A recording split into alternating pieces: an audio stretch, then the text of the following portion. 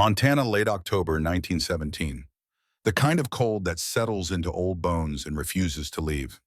Thomas Crawford sat in his chair by the stone fireplace, watching flames dance against river rock he had laid with his own hands 44 years ago. The fire popped and hissed, throwing shadows across the walls of the ranch house, across the photographs that told the story of a life well lived. His hands, gnarled now with age but still strong, rested on the arms of the chair his grandson had built for his 80th birthday. William stood by the window, a silhouette against the dying light.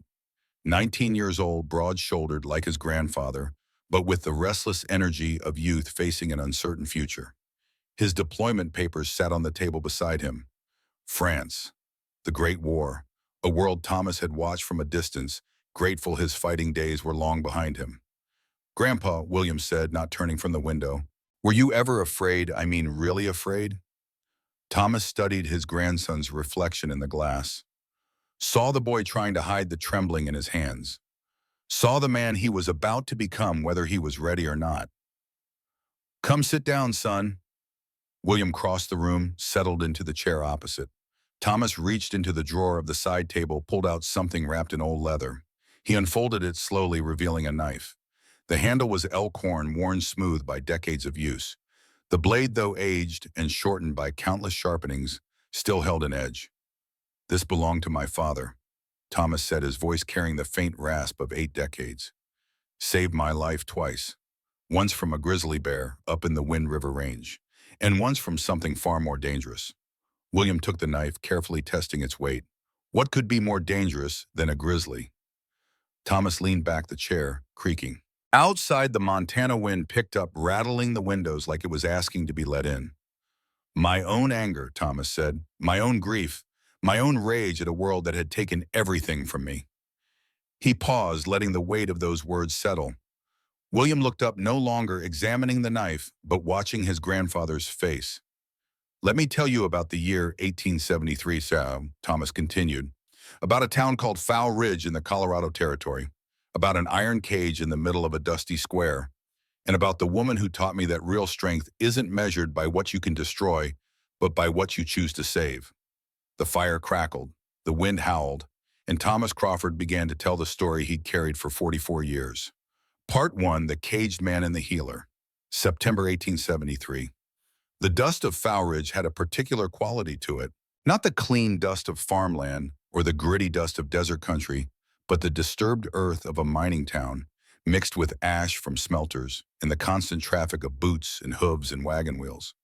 It coated everything, settled into the creases of skin, the folds of clothing, the cracks between floorboards. Grace Hartwell tasted that dust as she stepped down from the stagecoach, her black traveling dress already gray with it, despite the careful way she tried to keep clean during the 3-day journey from Denver. She was 28 years old, a widow for 2 years, and she had come west with a purpose that burned brighter than any fever. The driver handed down her trunk and her medical bag. The bag was battered leather, the initials D.H., still visible despite the wear.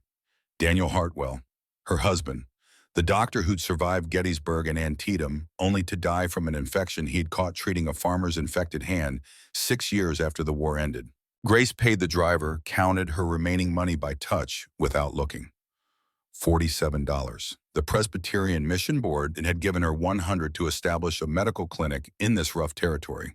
$53 already gone to travel, to supplies, to the simple cost of moving through a world that charged women twice what it charged men for everything. The town square opened before her. False-fronted buildings lined a wide street designed for ore wagons. A general store, a land office, 3 saloons, a boarding house, with paint peeling from its sign. And in the center of the square, something that made Grace stop mid-step.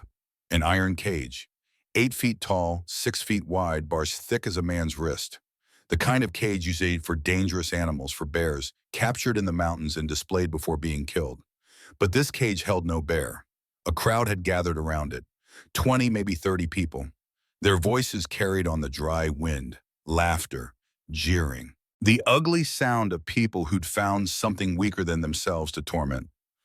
Grace set down her trunk, picked up her medical bag, started walking toward the crowd. As she got closer, she could see what held their attention. A man sat against the back bars of the cage, knees drawn up, head lowered. Dark hair fell past his shoulders, matted and unkempt. His clothes were torn, hanging loose on a frame that suggested he'd once been much larger.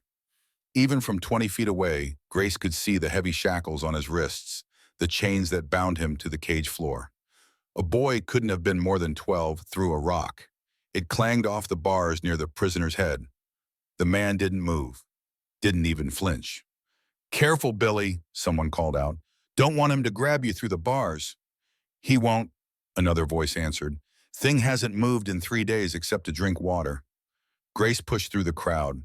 The smell hit her first. Unwashed bodies, human waste infection. The smell of suffering left untended. "Excuse me," she said, her voice trained by years of speaking clearly in field hospitals during the war, cut through the noise. "Excuse me." The crowd parted slightly. She could see the prisoner clearly now. The shackles had rubbed his wrists raw. Blood, old and new, stained the metal. A gash on his temple had been left to close on its own, the edges angry and inflamed. His breathing was shallow, irregular. The boy wound up to throw another rock. Grace didn't think, just moved. Stepped between the boy and the cage, arms spread wide. The rock hit her shoulder. Not hard enough to truly hurt, but hard enough to send a message. The crowd went quiet. "Ma'am," a man's voice said behind her. "Authority in it and warning. You need to step away from there." Grace turned. The speaker was in his 40s, wearing a tin star on his vest, sheriff's badge. His hand rested on the pistol at his hip. Not threatening, but not casual either. "I need to do no such thing," Grace said. "What I need is an explanation. What crime has this man committed that warrants being caged like an animal and stoned by children?" The sheriff's jaw worked. "Ma'am, that's not your concern. I'm making it my concern." Grace set down her medical bag, opened it, pulled out the folded letter she kept in the front pocket. The paper was crisp, official, bearing the seal of the Presbyterian Mission Board. "My name is Grace Hartwell. I've been sent by the church to establish a medical clinic in this territory. This man is clearly in need of medical attention. By territorial law, you're required to allow treatment of prisoners." The sheriff took the letter, read it slowly. His expression shifted from irritation to something closer to resignation. "Sheriff Harlan Bradley," he said, handing back the letter, "and that thing in the cage is Thomas Crawford. Killed a man 3 weeks ago. Killed him in cold blood, then just stood there waiting to be found.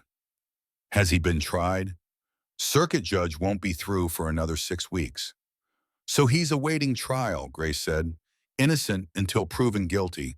That's the law, isn't it, Sheriff?" Bradley's face reddened. He was found standing over Walter Garrett's body with a bloody knife in his hand. That's about as guilty as it gets. Grace looked back at the man in the cage. He'd lifted his head slightly, just enough that she could see his eyes through the fall of dark hair. Gray eyes, the color of storm clouds over the plains. They held a pain so deep and old that Grace felt it like a physical thing in her chest. "What's his defense?" she asked. "Defense?" The sheriff laughed, a harsh sound. "Lady, he hasn't said a word since we brought him in. Won't even tell us his name. We only know it's Thomas Crawford because Mrs. Murphy at the boarding house recognized him. He can't speak. Won't speak. There's a difference." Grace turned back to the cage. The prisoner's eyes met hers. She saw intelligence there, awareness, not madness, not the blank stare of someone lost to reason. Just exhaustion and resignation and something that might have been curiosity about this woman who'd stepped between him and the stones. "I need to examine him," Grace said.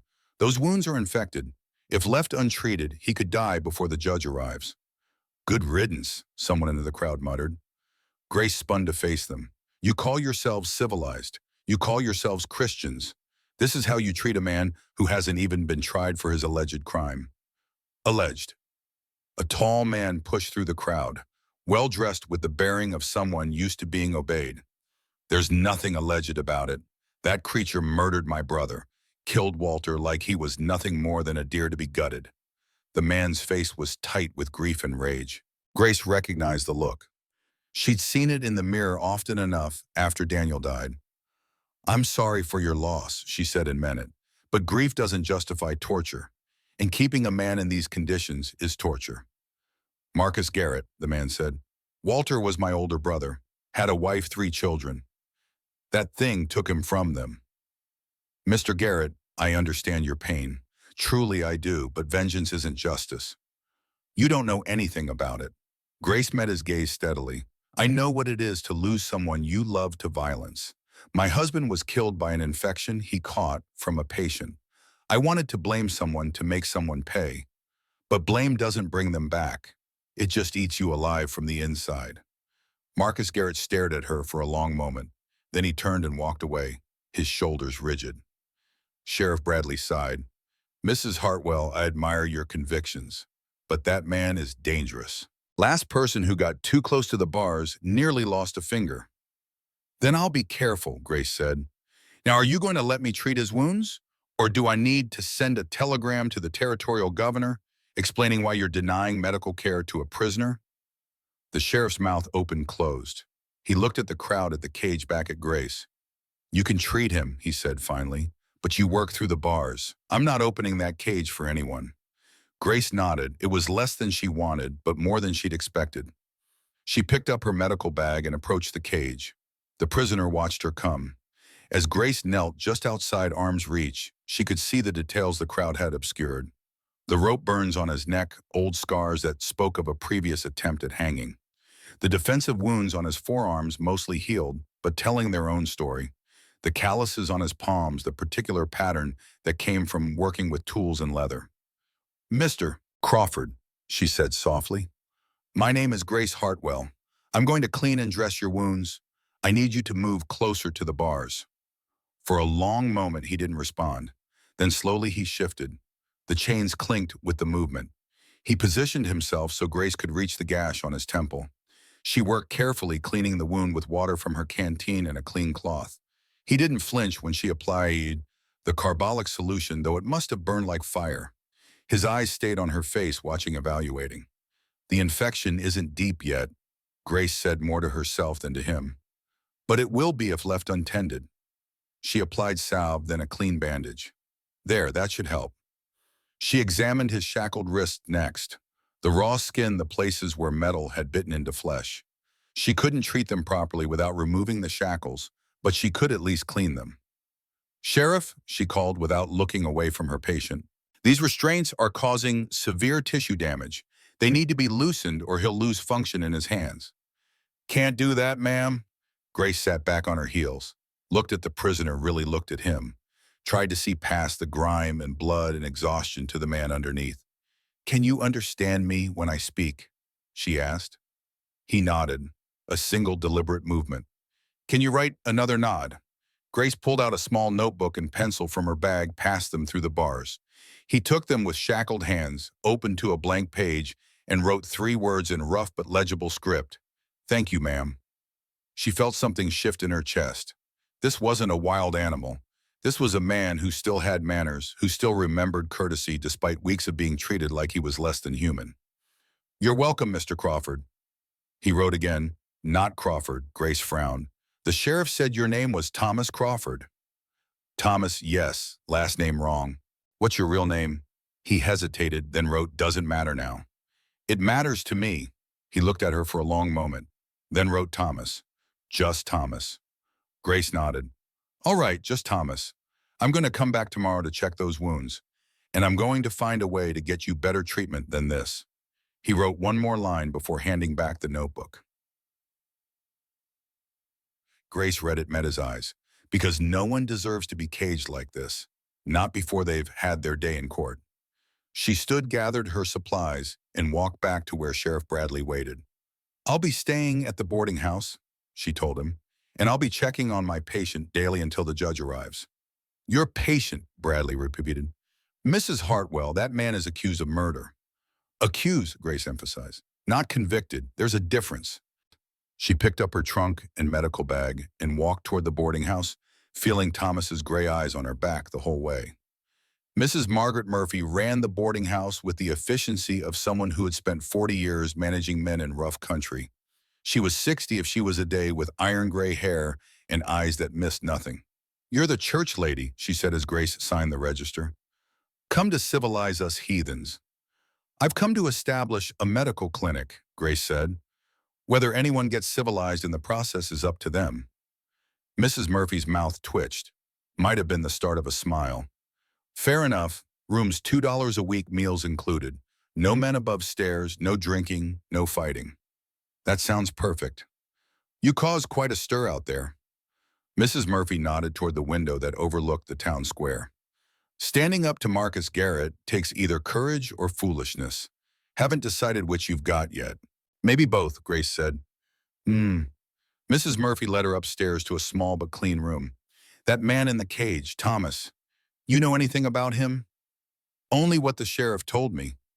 Then you don't know much at all. Mrs. Murphy set down Grace's trunk. Thomas Crawford came down from the mountains about 4 years back. Quiet man, never caused trouble. Worked odd jobs when he needed money. Mostly kept to himself. What changed? Walter Garrett got gold fever, started talking about treasure hidden up in the Wind River Range. Stories about a mountain man who'd hoarded furs and gold and lived like a savage up there. Mrs. Murphy's expression darkened. Walter was a fool, a greedy fool, but he was Marcus's brother and the Garretts have power in this town. Grace absorbed this. What do you think happened?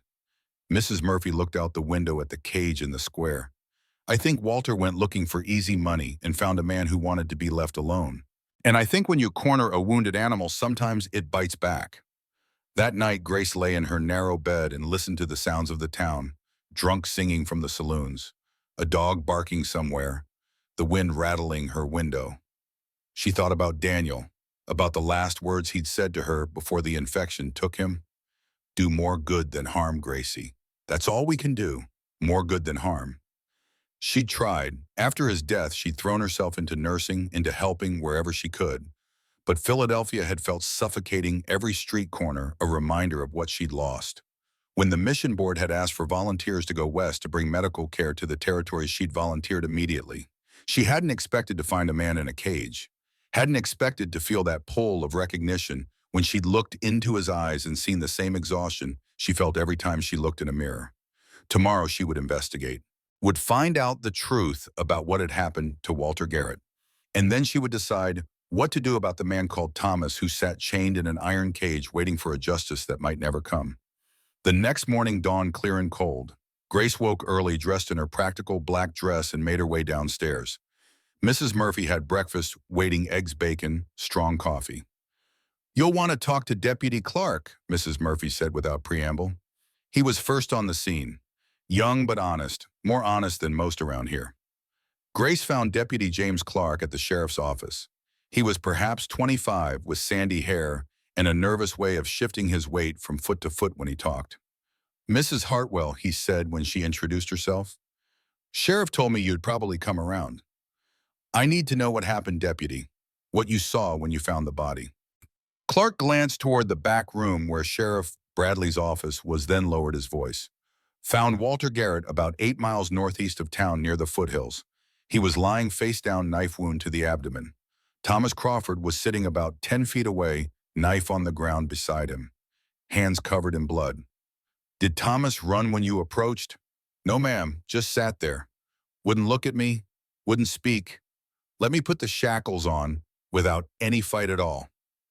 What about Walter's body? What else did you notice? Clark hesitated.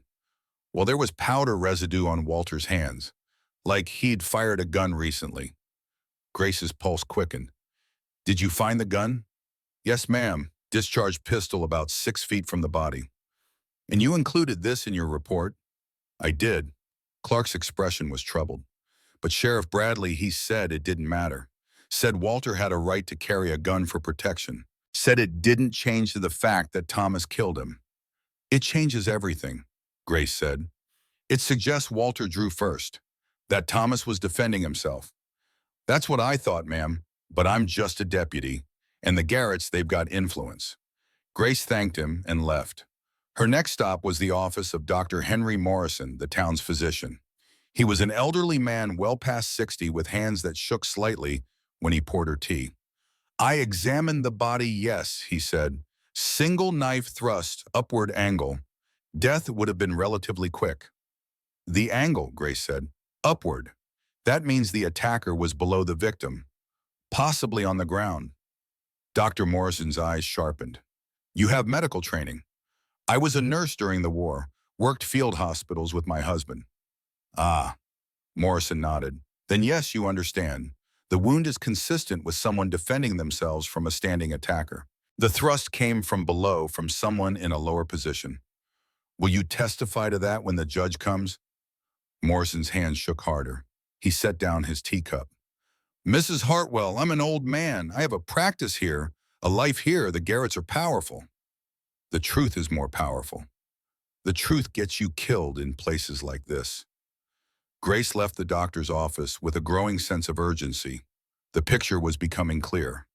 Walter Garrett had gone looking for Thomas, had found him, had drawn a weapon. And Thomas had defended himself. But without Thomas speaking in his own defense, without witnesses willing to risk the Garretts' wrath, he would hang. She spent the rest of the day at the land office going through records. Found what she was looking for in a dusty ledger from 1869, a homestead claim filed by Thomas Crawford for land in the Wind River foothills. Legal, properly registered, never contested, until 2 weeks before Walter's death. That's when she found Walter's claim filed for the exact same parcel of land. It was late afternoon when Grace returned to the town square. The crowd around the cage had thinned. Just a few curious onlookers, a couple of children playing nearby. Thomas sat in the same position as yesterday, but when Grace approached, he lifted his head. Their eyes met. She knelt outside the bars. Thomas Crawford, I know about Sarah. I know about Emma and James. I know about the graves. The change in him was immediate. His whole body went rigid. His hands clenched into fists despite the shackles. His breathing quickened. I rode out there, Grace continued softly, to the foothills. Found your cave, your camp. Found the 3 small crosses near that stand of pines. Thomas's lips moved soundless. His eyes filled with tears. I lost my husband too, Grace said. His name was Daniel. He was a good man, a doctor. He survived a war, survived seeing terrible things. And then he died from a simple infection because medicine isn't as advanced as we'd like to think. She reached into her bag, pulled out the notebook and pencil, passed them through the bars. Thomas took them with shaking hands. He wrote wife, 2 children. Raiders came. I was hunting. Came back too late. Grace felt tears in her own eyes. I'm so sorry. Stopped talking after. Words seemed wrong, empty, and you went to the mountains to grieve. Went to die. Stayed to remember. Walter Garrett came to your home. Thomas's expression hardened. He wrote, he wanted land. Wanted gold. He thought I had. No gold. Only graves, only memories. He drew on you. Yes, I defended. I didn't want to kill. I wanted him to leave my family in peace. Grace sat back on her heels. Thomas, I've looked at the evidence. I've talked to witnesses. I believe you. I believe Walter Garrett came to steal your land, and when you resisted, he tried to kill you. You defended yourself. He wrote, doesn't matter. They want me dead. Garretts want revenge. It matters to me, and I'm going to make it matter to the law. Thomas looked at her like she'd lost her mind. Wrote, why help me? You don't know me.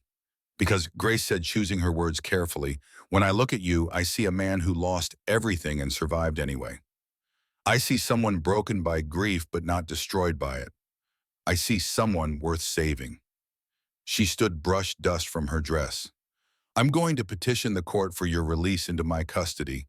The mission board sent me here to establish a medical clinic. I need help building it, and you need a chance to prove you're not the monster this town thinks you are. They will never allow it. Then I'll make them. She walked away before he could write anything else, before she could second-guess the plan that was forming in her mind, before the fear of what she was about to do could stop her.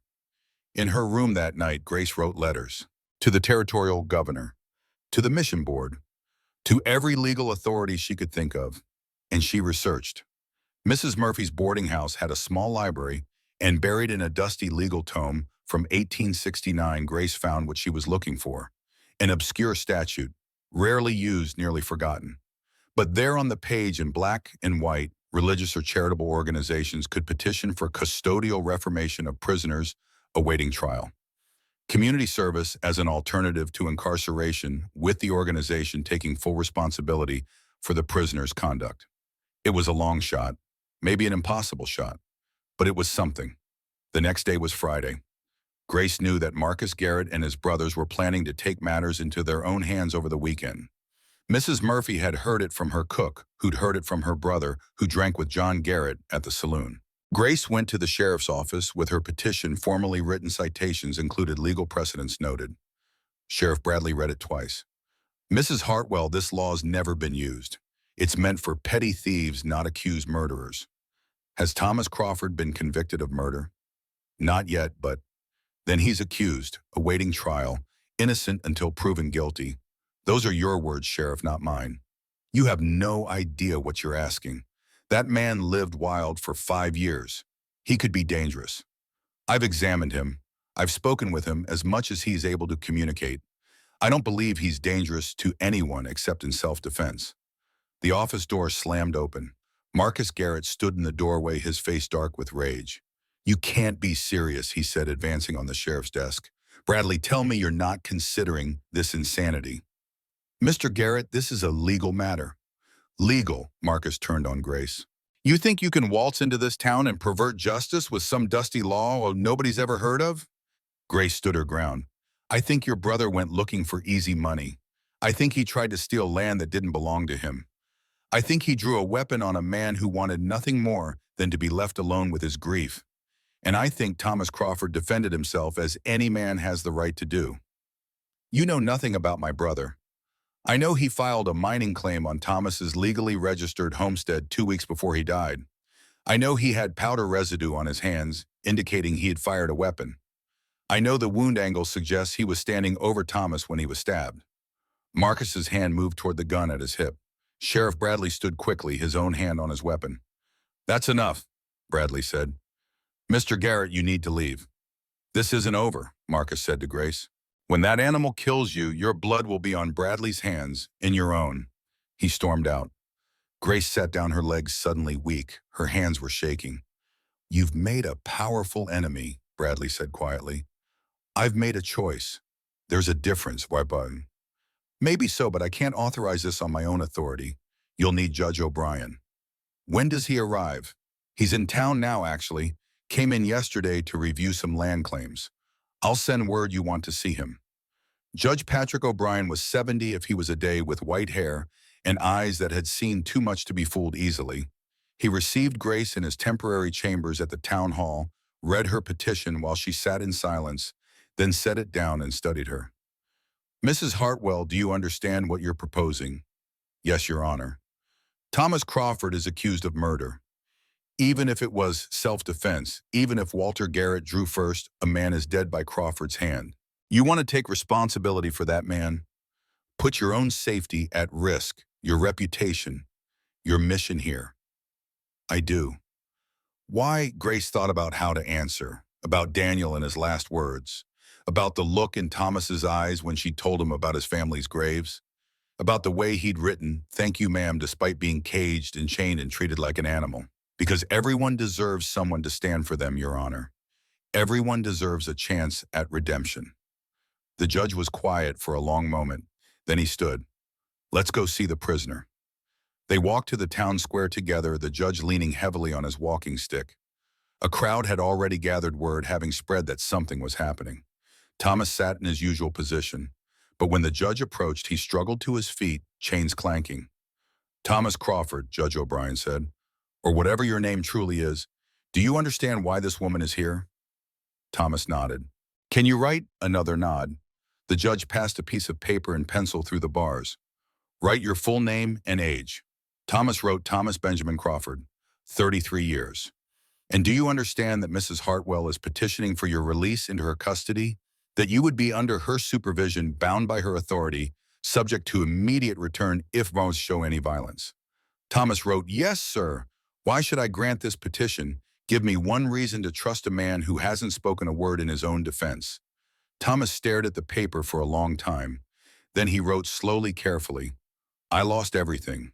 Family, home, hope. Mrs. Hartwell is first person in 5 years to see me as human.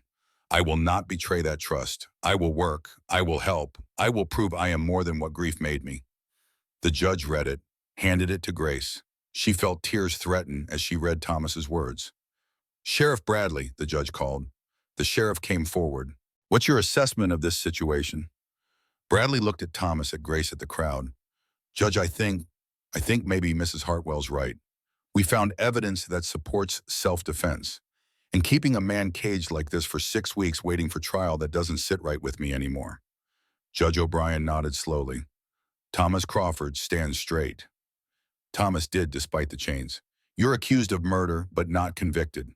The evidence suggests possible self-defense, though that will be determined at trial.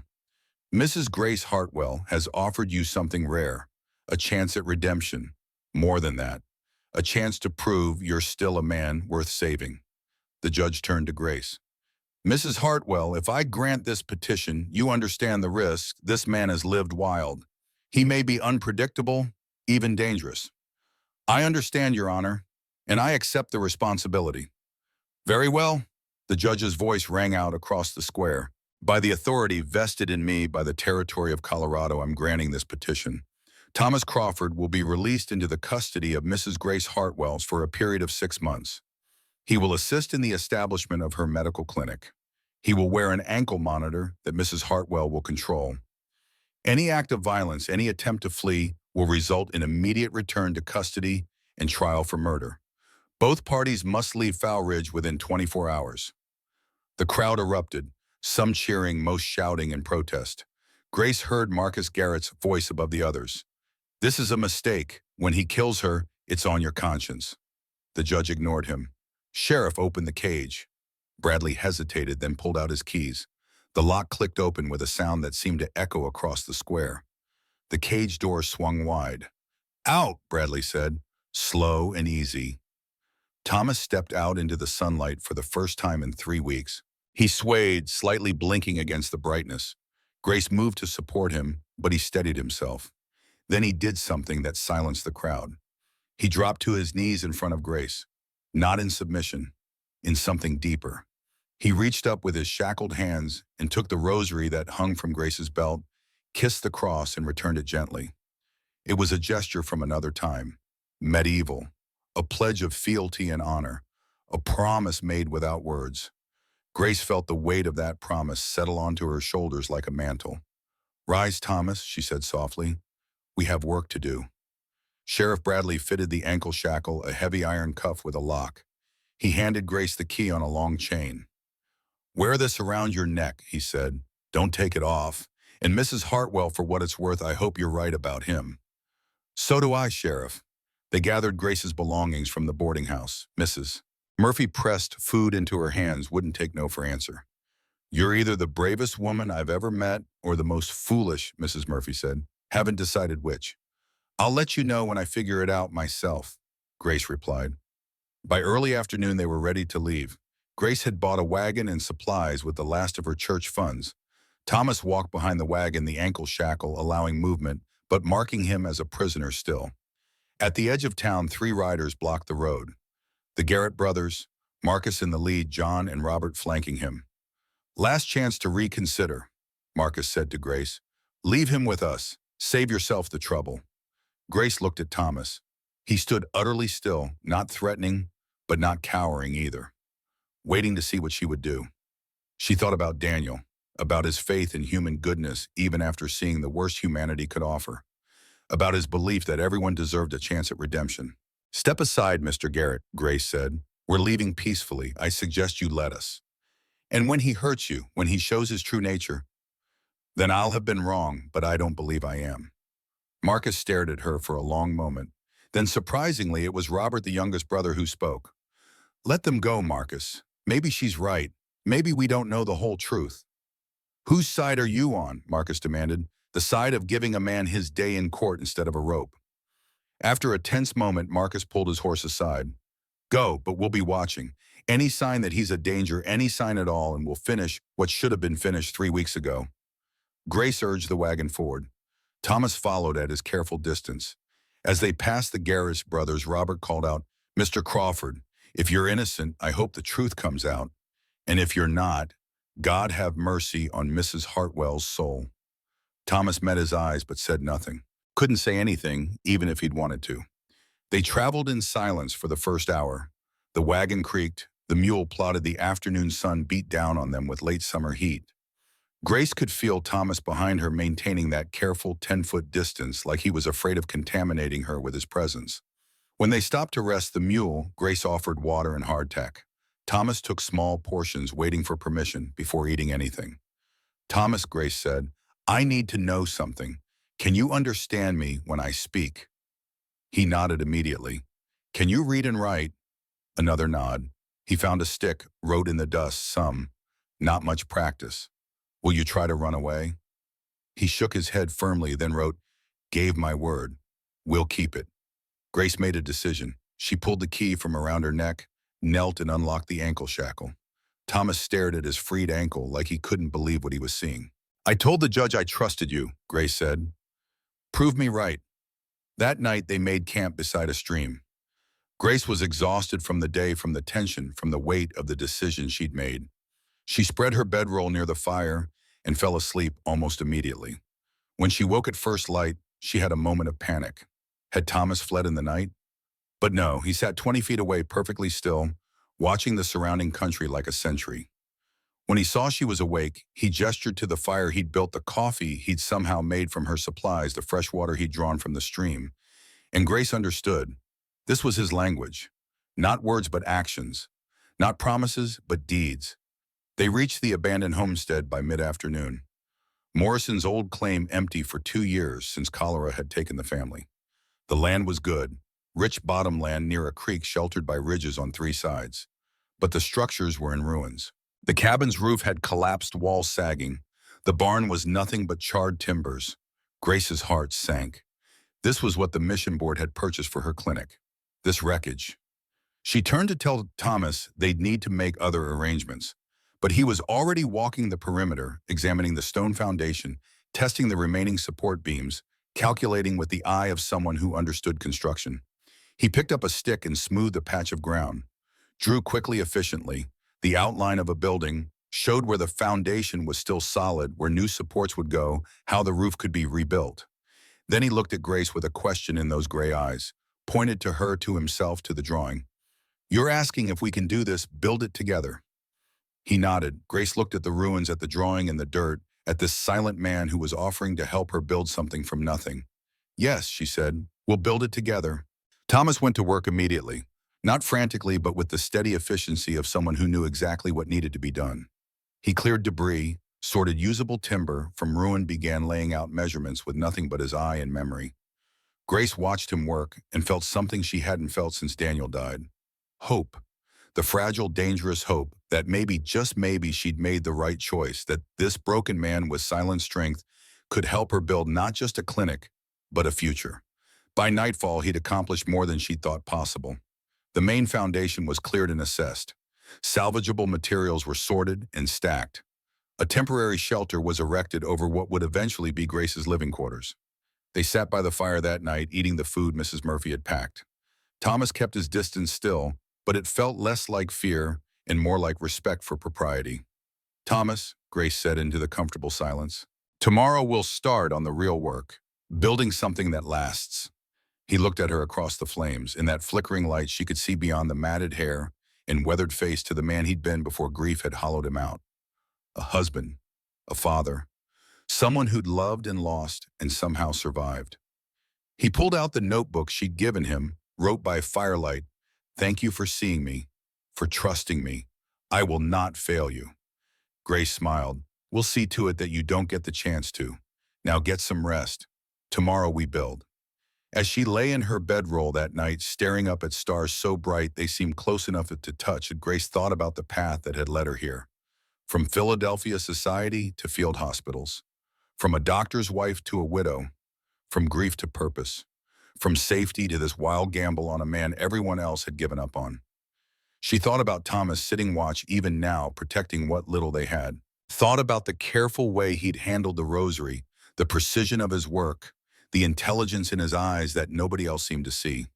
And she thought about Daniel's last words, do more good than harm. Maybe, just maybe, she was finally doing that. The stars wheeled overhead. The creek murmured its endless song. And in the darkness, a silent man kept watch over a woman who'd given him something more precious than freedom. She'd given him a second chance to be human. The first week at Morrison's homestead passed in a rhythm older than civilization itself. Work at dawn, rest at midday, heat work again, until darkness, sleep when exhaustion demanded it. Grace had expected the labor to be hard, had steeled herself for the physical demands of frontier life. What she hadn't expected was how naturally she and Thomas fell into partnership. He woke before sunrise every morning. Grace would emerge from her rough shelter to find the fire already built coffee, somehow brewing in the battered pot she'd bought in Foul Ridge, and Thomas already assessing the day's tasks. He never presumed. Always waited for her nod, her approval before beginning work. But his competence spoke louder than any words could have. The third morning, Grace found him crouched by the creek studying the water flow with intense concentration. She approached quietly, learned early that sudden movements made him tense, and watched as he worked through some problem only he could see. Thomas felt her presence, looked up, gestured for her to come closer. He'd smoothed a patch of dirt and was drawing with a stick. The sketch showed the creek, the homestead, a series of lines connecting them. Water system? Grace asked. He nodded, then began to draw more detail. Channels carved into the earth, a settling pool for sediment pipes made from hollowed logs directing clean water to where they needed it. His finger traced the flow patterns, showed her how gravity would do the work, how the system would filter itself. Grace had seen engineering diagrams in Daniel's medical texts, plans for hospital water systems, designed by the best minds in Philadelphia. This was simpler but no less sophisticated, elegant in its use of natural principles. You learned this in the mountains. Thomas shook his head, wrote in the dirt beside his drawing, Father. Engineer taught me. Another piece of the puzzle that was Thomas Crawford, a father who was an engineer. Education, a life before the grief that had driven him into the wilderness. Show me, Grace said. He worked with the focused intensity of a craftsman who knew his trade. Found fallen logs of the right size, split them lengthwise with tools Grace hadn't known she owned, hollowed them with techniques that looked simple but required extraordinary precision. Each log had to fit perfectly, with the neck sealed with a mixture of clay and pine pitch he gathered from trees up the ridge. Grace assisted where she could, following his gestured instructions, learning the rhythm of work that required no words. Hold this. Steady there. More pressure. Less. Perfect. By the fourth day, clean water flowed from the creek to a settling pool 30 yards from the cabin site, then through the log pipes to where their kitchen would eventually be. Thomas had even included an overflow system that directed excess water to where Grace planned her medicinal garden. It's remarkable, Grace said, watching clear water pour from the final pipe. You've created something better than most towns have. Thomas ducked his head, uncomfortable with praise. But she saw the ghost of satisfaction cross his face. This was what he'd been before tragedy hollowed him out. A builder, a creator, a man who made things work. The roof came next. The original structure's collapse had left support beams exposed to 2 years of weather. Some were rotted beyond use, but Thomas identified which could be saved, which must be replaced. He disappeared into the forest for half a day, returned dragging 3 pine logs of perfect dimension behind the reluctant mule. Grace had worked field hospitals during the war, had seen men accomplish extraordinary feats of strength when necessity demanded it. But watching Thomas work was different. He didn't force, didn't muscle through tasks with brute power. Instead, he worked with physics and leverage, making the wood do what he needed through understanding its properties. He hand-split cedar shakes for the roof, hundreds of them, each one precisely measured. Grace helped where she could, holding boards steady, while he worked, handing him tools before he gestured for them, learning to anticipate his needs. On the 6th evening, as they sat by the fire after a day spent laying the shakes, Thomas pulled out the notebook she'd given him. Wrote slowly, You learn fast. Good worker. Grace smiled. High praise from a master craftsman. He looked at her questioningly. That's what you are, Thomas. A master of your trade. I've seen engineers in Philadelphia who couldn't design a water system half as good as yours, and that roof is better than anything I've seen in town. He wrote, Father said work worth doing right. Your father was a wise man. Thomas stared at the fire for a long moment, then wrote, was. Dead now, long time. Grace understood the weight of that simple statement, the losses that had accumulated over a lifetime, until finally one more loss was too many, and the only escape was silence and solitude. I'm sorry, she said. Thomas just nodded and went back to whittling a piece of wood he'd been working on for days. Grace still didn't know what it would be, but she watched his scarred hands move with surprising delicacy, creating something from nothing through patience and skill.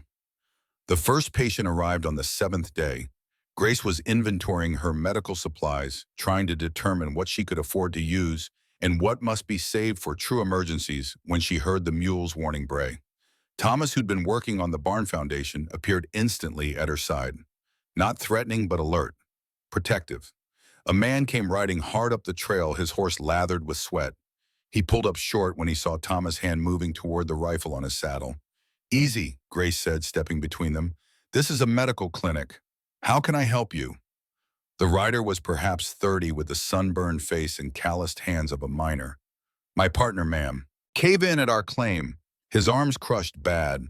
Can you help?" "How far?" "3 miles east. I can lead you." Grace grabbed her medical bag, was moving toward the mule when Thomas gently but firmly took the bag from her hands. He pointed to himself, then to the horse, then made a gesture that clearly meant, "I can get there faster." "You can't speak," Grace said. "How will you know what to do?" Thomas pulled out his notebook, showed her a sketch he'd drawn days ago. A perfect anatomical diagram of a broken arm with notes on stabilization techniques. Below it, he'd written, "Watched you work. Remember." The miner looked between them uncertainly. "Ma'am, I don't know about sending him." "He's my assistant," Grace said firmly. "And he's right. He can ride faster than I can. Thomas, you'll need splints, bandages for a compound fracture if the bone's broken through laudanum for the pain." Thomas was already pulling supplies from her bag with the precision of someone who knew exactly what each item was for. He'd been watching her organize, learning the contents and purposes. Grace felt a flutter of worry, but it was overwhelmed by something else. Trust. She trusted this silent man to represent her medical mission, to help a stranger to do what needed doing. "Go," she said. "I'll follow as quickly as I can." Thomas swung onto the horse behind the miner with the easy grace of someone who'd spent a lifetime in the saddle. They were gone in a cloud of dust, leaving Grace to harness the mule to their small wagon. By the time she reached the mining claim, Thomas had already stabilized the injured man. Grace found him kneeling beside a makeshift bed, the miner's crushed arm immobilized between splints he'd crafted from straight branches. The patient was conscious but groggy with laudanum, and Thomas was using wet cloths to clean away blood and dirt. The injured man's partner stood watching with a mixture of amazement and disbelief. "Never seen anything like it, ma'am," he said as Grace knelt to examine Thomas's work. "Didn't say a word, but he knew exactly what to do. Made Sam comfortable, got the bleeding stopped, set that arm straight as any doctor could." Grace examined the splinting. It was perfect. Better than perfect. Thomas had positioned the arm to minimize swelling, had padded the splints to prevent pressure. Sores had even elevated it slightly to improve circulation. "You did this exactly right," she told Thomas. "I couldn't have done better myself." Thomas ducked his head, but she saw the pleasure in his eyes, the validation of being useful, of having skills that mattered. She treated the patient, further stitching the worst of the lacerations, checking for internal bleeding, explaining to both miners how to care for the injury. When she was finished, the injured man grasped Thomas's hand. "Thank you," he said. "Doc Morrison in town, he would have just sawed it off. You saved my arm." Thomas nodded, once firm and sure, a man accepting gratitude he'd earned.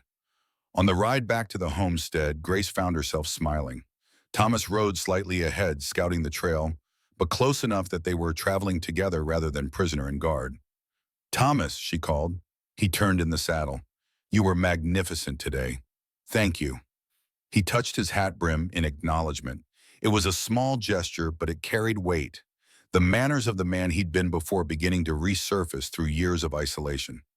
That night, as they sat by the fire, Grace asked the question that had been building in her mind. "Will you teach me the wilderness medicine you know?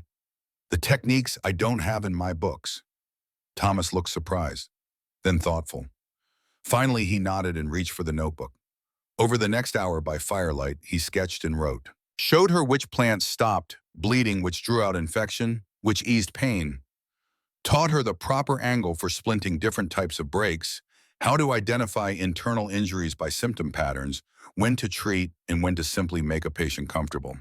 Grace recognized some techniques from her war nursing. Others were entirely new, developed through necessity and observation by someone who'd lived far from any doctor's help. You could teach at medical schools, she said quietly. This knowledge, it's invaluable. Thomas wrote, schools want words. I have none. You have these, Grace touched the notebook, and you have the ability to demonstrate. Words aren't the only way to teach. He looked at her for a long moment, and Grace saw something shift in his expression. Hope, maybe, or the beginning of believing that he might have value beyond simple labor. The days blurred into a week then, too. Their rhythm became smoother, more intuitive. Grace would wake to find coffee ready, and Thomas already assessing the day's priorities. She learned to read his gestures, the tilt of his head, that meant he'd heard something concerning the way his shoulders relaxed when he deemed a situation safe. He learned her routines too, appeared with her medical bag before she asked for it, built a separate workbench for her medicines with shelves at exactly the right height, created a washing station with constantly flowing water from his pipe system, understanding without being told how crucial cleanliness was to her medical practice. They developed a communication system that went beyond the notebook. Hand signals for common needs. A nod for yes, a headshake for no, a shrug for uncertainty. Thomas could convey complex ideas through combination of gestures and quick sketches in the dirt. Other patients began to arrive. Word had spread about the lady doctor with the silent assistant who'd saved Sam Fletcher's arm, a child with a fever, an elderly woman with a persistent cough, a young man who'd been kicked by a horse and needed stitches. Thomas assisted with each case. His hands, Grace learned, were extraordinarily gentle when they needed to be. He could hold a frightened child steady for an examination without causing additional fear, could support an injured man with just the right amount of pressure, could hand Grace instruments with surgical precision, and he was learning, watching everything she did, absorbing techniques, understanding the why behind each action. Grace began to trust him with more complex tasks, cleaning and bandaging wounds, preparing medications according to her instructions, even some basic diagnosis. You're a natural healer, she told him one evening after they'd treated a miner's infected hand. Have you ever considered it as more than just survival knowledge? Thomas wrote, never thought I'd help people again after my family. Thought I'd just survive until I didn't. And now, he was quiet for a long time, the scratch of his pencil the only sound. When he showed her the notebook, she had to blink back tears. You gave me reason to live instead of just survive. Helping others. Building something good. Maybe this is why I didn't die in those mountains. Maybe I was meant to find this purpose. Grace reached across the space between them, laid her hand gently over his scarred knuckles. I believe you were Thomas. I believe this is exactly where you're meant to be. He looked down at her hand on his, and Grace saw his throat work with emotion he couldn't voice. After a moment, he carefully turned his hand over, held hers briefly, with a touch so gentle it made her heart ache, then released it and stood to check their perimeter before nightfall. Grace watched him walk away and felt the ground shift beneath her understanding of their relationship. This wasn't just a charitable mission anymore. This wasn't just a widow helping a wrongly accused man. This was becoming something else, something deeper, something that terrified her even as it filled the hollow places Daniel's death had left behind. The crisis came in the third week. Grace was grinding herbs for a poultice when she heard hoofbeats approaching fast. Thomas heard them first, appearing at her side before she'd fully registered the sound. His hand went to the knife at his belt, not threatening but ready. A woman came into view riding side saddle on a horse being pushed too hard. She was young, couldn't be more than 22, and heavily pregnant. Grace could see the dark stains spreading across the woman's dress, even from a distance. Help! The woman called, her voice breaking. Please, someone help me.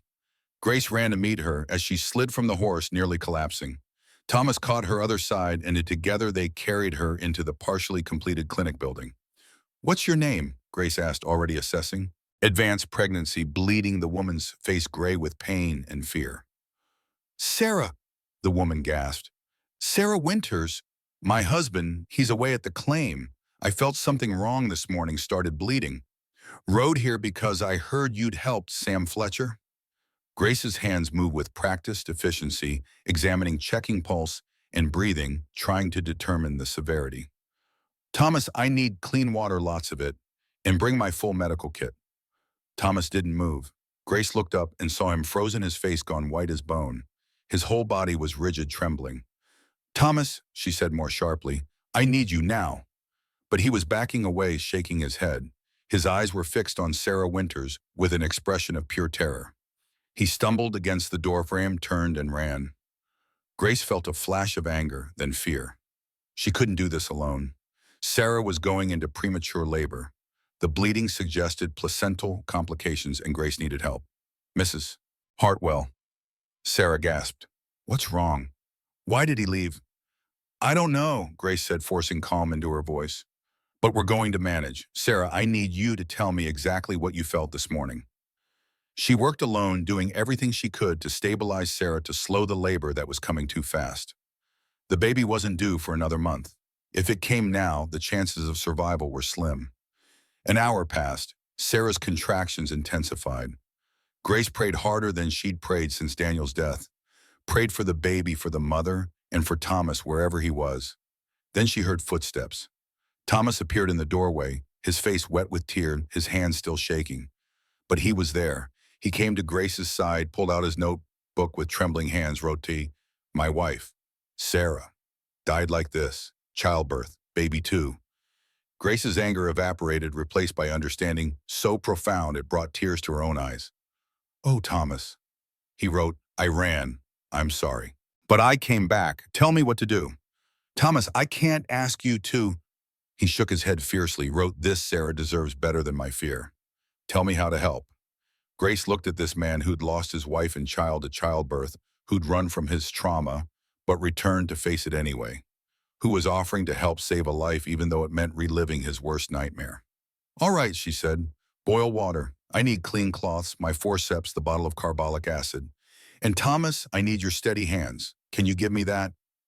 He nodded and set to work. The labor lasted 6 hours, the longest 6 hours of Grace's professional life. Sarah was strong, stronger than she looked, but the baby was in distress. Grace had to make decisions that could mean life or death, had to trust her training and instinct. And Thomas was there through all of it, following her instructions with perfect precision, his hands steady even when his eyes showed the terror he was feeling. Holding Sarah's shoulders during the worst contractions, preparing instruments, doing everything Grace needed without hesitation. When the crisis point came, when Grace had to manually reposition the baby, when Sarah's screaming filled the small building and blood seemed to be everywhere, Thomas didn't run. He held Sarah's hand, let her squeeze until Grace thought bones might break, and kept his eyes on Grace's face, taking his cues from her calm. Almost there, Grace said, her voice steady despite her racing heart. Sarah, one more push. Thomas support her shoulders. The baby came in a rush of fluid and blood. A girl, tiny, premature, but crying. The most beautiful sound Grace had ever heard. She's alive, Grace said, laughing and crying at the same time. Sarah, you have a daughter. She worked quickly, clearing the baby's airways, checking breathing and heartbeat cleaning, and wrapping her in the softest cloth they had. The infant was small, worryingly small, but her cries were strong. Thomas stood motionless, staring at the tiny bundle in Grace's arms. Tears streamed down his weathered face, unchecked and unashamed. Would you like to hold her while I tend to Sarah? Grace asked gently. Thomas looked terrified, but he nodded. Grace placed the baby carefully in his arms, showed him how to support the head, how to hold her close for warmth. And Grace watched as something fundamental broke and mended in Thomas Crawford's soul. He looked down at the newborn, and his lips moved, forming words he couldn't quite voice. But Grace could read them. Hello, little one. She turned back to Sarah, delivering the afterbirth, checking for tears that needed stitching, monitoring for hemorrhage. The bleeding slowed, stopped. Sarah's color began to return. Mother and baby would both survive. Mrs. Hartwell, Sarah said weakly, is she really all right? She's perfect. Small, but perfect. Your husband is going to be amazed. Where is Tom? Did anyone send for him? I'll send word, Grace promised. But first, let's get you both comfortable. When the immediate crisis had passed, when Sarah was resting and the baby was nursing successfully, Grace found Thomas outside. He sat on the ground, back against the wall, face in his hands. She sat beside him, not speaking, just present. Finally, Thomas picked up a stick and wrote in the dirt, I couldn't save my Sarah, my baby. But I helped save this Sarah, this baby. Yes, you did. You were extraordinary, Thomas. Doesn't bring them back. No, nothing brings them back. But maybe just maybe saving this life gives their deaths meaning. Maybe this is what you were meant to survive for. Thomas looked at her with those gray eyes that held storms. Slowly he nodded. They sat in silence as the sun moved across the sky, two people who understood loss beginning to understand healing. When Sarah's husband arrived later that evening, having ridden hard from his claim, after receiving the message Grace sent, he found his wife and daughter resting comfortably and Thomas building a cradle from cedar wood. "You saved them," Tom Winters said to Grace, his voice breaking with emotion. "I don't know how to thank you." "Thank Thomas, too," Grace said. "I couldn't have done it without him." Tom turned to Thomas, who'd stood respectfully when the man entered. "Sir, I don't know what the town says about you, and I don't care. You helped save my family. That makes you a good man in my book." He extended his hand. Thomas stared at it for a long moment, then slowly reached out and shook. It was the first time Grace had seen him willingly touch another man since his release from the cage. Sarah Winters insisted on naming the baby Hope. "Because that's what she is," Sarah said, looking at Grace and Thomas. "Hope that good people still exist in this rough country. Hope that kindness isn't dead." When the Winters family finally left 3 days later, Sarah strong enough to travel and baby Hope thriving despite her early arrival, Grace and Thomas stood watching them go. "You know what this means?" Grace asked. "Word will spread about what we did here. People will start to see you differently." Thomas wrote, "People see what they want to see. Then we'll make them want to see the truth." Over the following weeks, Grace's prediction proved accurate. The story of baby Hope's dramatic delivery spread through the territory like wildfire. Tom Winters told everyone who would listen about the silent mountain man who'd helped save his wife and daughter. Other families began arriving, not just for medical treatment, but to offer help.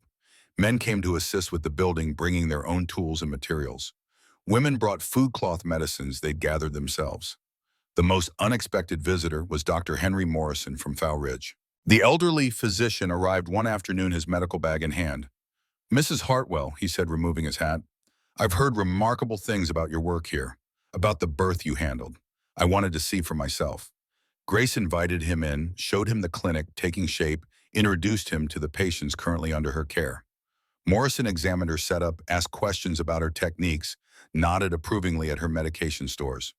"Impressive," he said finally. "Very impressive. You've accomplished in weeks what I thought would take months." "I've had help," Grace said, gesturing to where Thomas was building examination tables with the precision of a fine furniture maker. Morrison watched Thomas work. The man they wanted to hang, the beast of Fowl Ridge. "The skilled craftsman and healer who saved 3 lives in the past 2 weeks," Grace corrected. Morrison was quiet for a moment. "Mrs. Hartwell, when that trial comes, I want you to know, I'll testify truthfully about what I found, the defensive nature of the wounds, the evidence that supports self-defense." Grace felt relief wash through her. "Thank you, doctor. That means more than you know. It's the least I can do. I was afraid before, afraid of the Garrett's power. But seeing what you've built here, the courage it takes to stand for what's right, I'm ashamed of my cowardice." After Morrison left, Grace told Thomas what the doctor had promised. Thomas wrote, "One man's testimony won't be enough. Garretts still want me dead. Then we'll find more testimony, more truth. We'll make them see justice." But Thomas was right to be cautious. The Garretts hadn't forgotten. It was early October when they came. Grace was treating a child's infected cut, Thomas was repairing the barn roof, and neither of them heard the horses until they were already in the yard.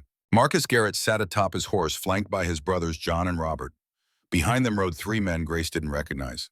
Hired guns from the look of them. Grace stepped out to meet them, positioning herself between the riders and the clinic where her young patient waited. "Mr. Garrett," she said, "what brings you here?" Marcus leaned forward in his saddle. "Trial's been set, Mrs. Hartwell. Judge O'Brien's coming back in November.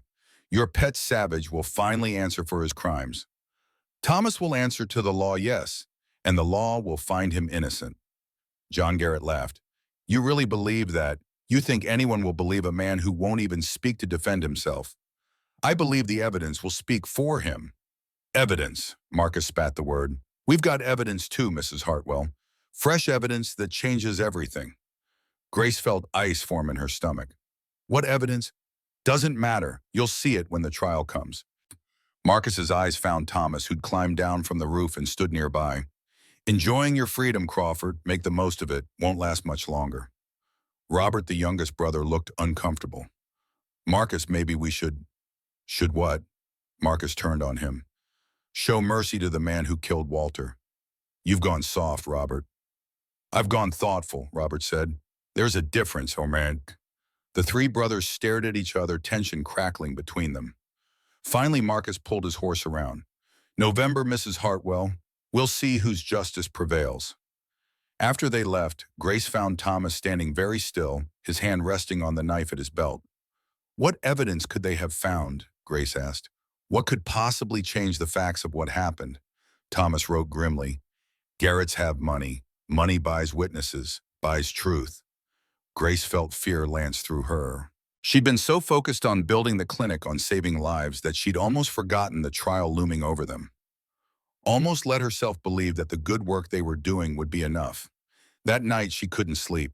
Lay in her bed, staring at the ceiling, mind racing through possibilities. What could the Garretts have found?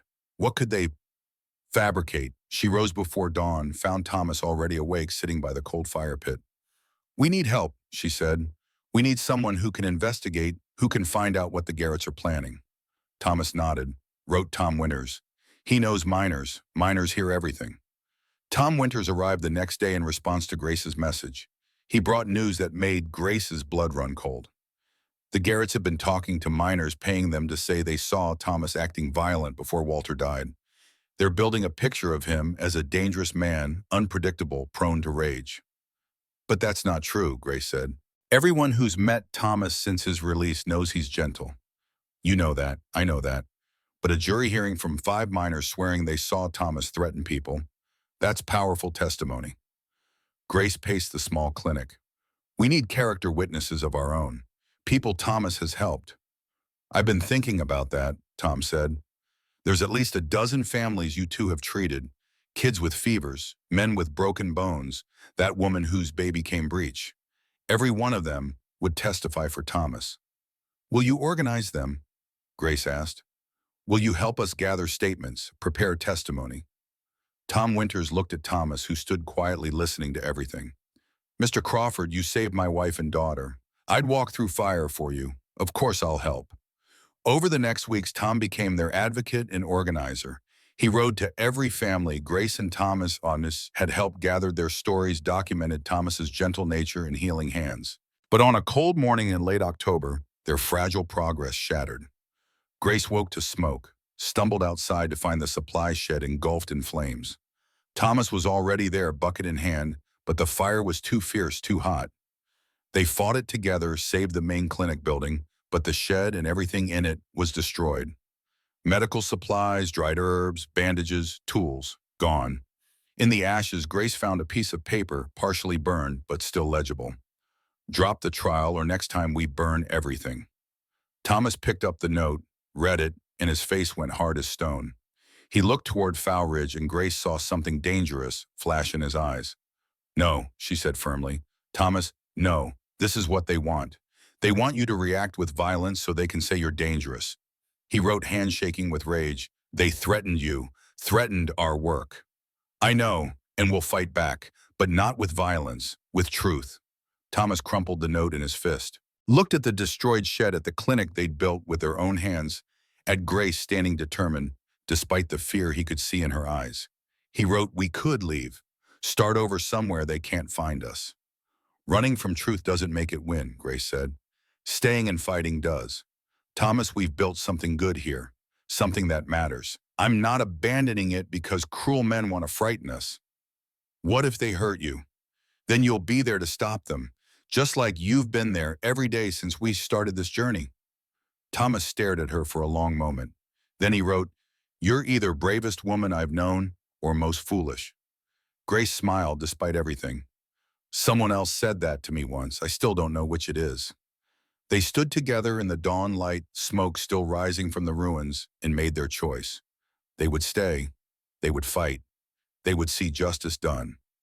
That evening, Tom Winters arrived with news. Mrs. Murphy from the boarding house. She's been doing some investigating of her own. found something interesting in Walter Garrett's personal effects. He handed Grace a leather journal worn and stained. Walter's diary. Mrs. Murphy kept it when the Garretts cleaned out his room. Thought it might be important someday. Grace opened it, read by firelight. Her hands began to shake. "Thomas," she said, "you need to see this." She read aloud. Walter's entries from the months before his death. Plans to claim Thomas's land. Speculation about treasure hidden in the mountains. And then 2 weeks before he died. Crawford won't leave peacefully. May need to force him off the claim. John says I should buy him out, but why pay when I can take it? If he fights, I'll defend myself. Either way, that land will be mine. Thomas took the journal, read the entries himself. His hand went to the carved horse he kept in his shirt, the last remnant of his lost family. "This proves it," Grace said. "Walter went there planning to steal your land, planning for violence if necessary. This is our evidence, Thomas. This is what will set you free." But Thomas wrote, "Garrett's won't let this see court. They'll do whatever it takes to stop us. Then we'll do whatever it takes to make sure it does." Grace sent word to Judge O'Brien, to the territorial prosecutor, to everyone she could think of. The journal was copied, verified, documented. Tom Winters and a dozen other witnesses were prepared to testify about Walter's obsession with finding treasure, his plans to claim the land. And slowly, painfully, the truth began to emerge from the lies. But the Garretts weren't finished. 2 days before the trial was set to begin, Marcus Garrett himself rode to the homestead. Alone this time. Grace and Thomas met him in the yard, both tense and ready. "Mrs. Hartwell," Marcus said, his voice tight, "I've come to talk, not to threaten." "Then talk." Marcus dismounted, moved slowly, hands visible. "My brother Robert did some investigating. Found the journal Mrs. Murphy gave you. Found the land claim records. Talked to the miners Walter had been boasting to about his plans." He paused, and Grace saw pain cross his face. Pain and shame. "My brother Walter, he wasn't the man I thought he was. He went to Crawford's land planning to steal it. Planning for violence if necessary. That journal makes it clear." Thomas tensed beside Grace, but she laid a hand on his arm. "Wait. I love my brother," Marcus continued, "but loving someone doesn't make them right, and it doesn't make what he did justified." He looked directly at Thomas. "Mr. Crawford, I came here to say I'm sorry. Sorry for caging you like an animal. Sorry for trying to lynch you. Sorry for not looking at the truth when it was right in front of me." Thomas pulled out his notebook, wrote, "Your brother died by my hand. That pain is real." "Yes," Marcus said, "and I'll carry that pain forever. But it should have been Walter standing trial, not you. He created the situation that led to his own death." He reached into his coat, pulled out an envelope. "I've written a statement. Everything I know about Walter's plans, his obsession with your land, his violent intentions. I'm giving it to the prosecutor, and I'm withdrawing my family's opposition to your defense." Grace felt tears threaten. "Mr. Garrett, that took tremendous courage." "It took too long," Marcus said, "but maybe it's not too late to see actual justice done." He mounted his horse, started to leave, then turned back. "Ms. Hartwell, what you've built here, what you two are doing together, it's good work, important work. Walter's death was a tragedy, but destroying something good won't bring him back." After Marcus left, Grace turned to Thomas, found him staring at his hands, the hands that had killed a man, the hands that had saved lives. "Do you believe him?" she asked. Thomas wrote, "I believe people can change their minds when shown truth. Maybe not all people, but some. Then maybe there's hope. For you, for justice, for all of this." Thomas looked at the clinic, at the work they'd built together, at Grace standing beside him in the fading light. He wrote one more line. "Hope. Like the baby. Maybe that's what we're building here. Hope that good can grow from tragedy." Grace smiled through her tears. "Yes, that's exactly what we're building." The trial was now just days away. They'd gathered their evidence, their witnesses, their truth. The Garretts had backed down. Marcus had switched sides. But Grace knew trials were unpredictable things, that justice wasn't guaranteed just because it was deserved. She watched Thomas return to his work building furniture for the clinic with the same patient precision he brought to everything. Watched his hands create beauty from raw wood strength, from simple materials. And she thought about hope. About baby Hope Winters thriving now with her parents. About the hope that had brought Grace West after Daniel's death. about the hope that had kept Thomas alive in the mountains despite his grief. They would go to trial. They would present the truth. And they would trust that hope, like life itself, found a way to survive, even in the hardest ground. The fire's glow had nearly died when Thomas came to sit beside Grace that evening. He pulled out his notebook, wrote for a long time, then showed her. I was dead inside when you found me, ready to hang just to end the pain. You gave me reason to keep breathing, gave me purpose, gave me hope I didn't deserve. Whatever happens at trial, I want you to know you saved my life in every way that matters. Grace read it twice, then set the notebook aside and took Thomas's scarred hands in hers. You saved mine too, she said softly. After Daniel died, I was surviving, not living. Building this clinic with you, seeing you heal even as you help others heal, it's shown me that life doesn't end with loss, it transforms. And sometimes transformation leads to something better than what was lost. They sat in silence, hands joined, two broken people who'd found in each other the courage to be whole again. Tomorrow they would prepare for trial. But tonight they had this moment, this peace, this hope. And for now, it was enough. The town hall in Foul Ridge had never held so many people. Every bench was packed, every inch of standing room occupied. Grace estimated over 100 souls crowded into the building, meant for half that number. The November air was cold outside, but inside bodies pressed together created a stifling heat that smelled of sweat and tobacco and anticipation. Judge Patrick O'Brien sat at the front, his weathered face impassive as he surveyed the crowd. To his right, District Attorney Harold Pierce shuffled papers with the confidence of a man who believed he'd already won. To his left, Grace sat with Thomas at a makeshift defense table, feeling the weight of every eye in the room. Thomas wore clean clothes for the first time since Grace had met him. Mrs. Murphy had insisted appearing at the homestead 3 days before the trial with a full suit that had belonged to her late husband. The clothes fit Thomas well enough, transforming him from the wild man of the mountains into something that looked almost civilized, almost respectable. But his silence remained. His gray eyes watched everything missing, nothing but his lips stayed closed. Grace had asked him once if he thought he could speak at trial, could find his voice to defend himself. He'd written simply, "Words left me when my family died. Haven't found them yet." The jury filed in, 12 men all from the territory. Grace studied their faces, trying to read their thoughts. Miners, ranchers, shopkeepers.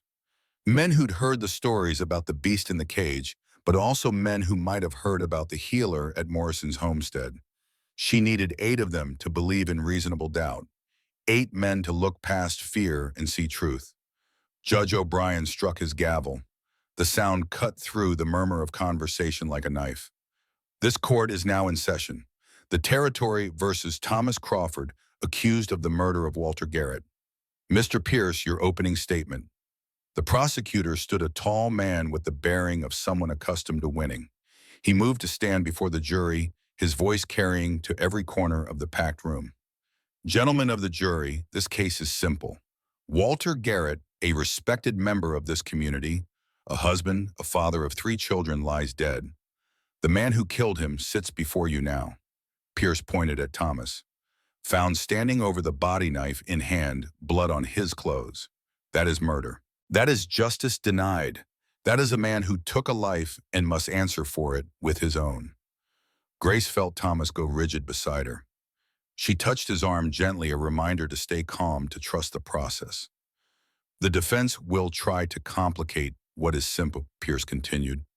Will try to paint the victim as somehow deserving of his fate. But the facts speak clearly. Thomas Crawford killed Walter Garrett with a knife. The law says that is murder. Your duty is to find him guilty so justice can be served and a widow and 3 fatherless children can have peace. Pierce sat down, satisfaction evident on his face. Grace stood smoothing her black dress, feeling the weight of what she was about to attempt. She'd never argued in court before, had no legal training beyond what she'd frantically studied in the past weeks. But Thomas had no one else. She walked to stand before the jury, met each man's eyes in turn. Gentlemen, she began, her voice steady despite her racing heart. The prosecutor is right about one thing. This case is simple, but not in the way he suggests.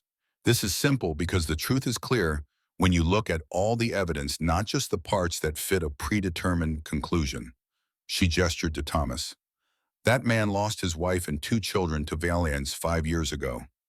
Raiders came while he was away from home. He returned to find his family murdered, his home destroyed.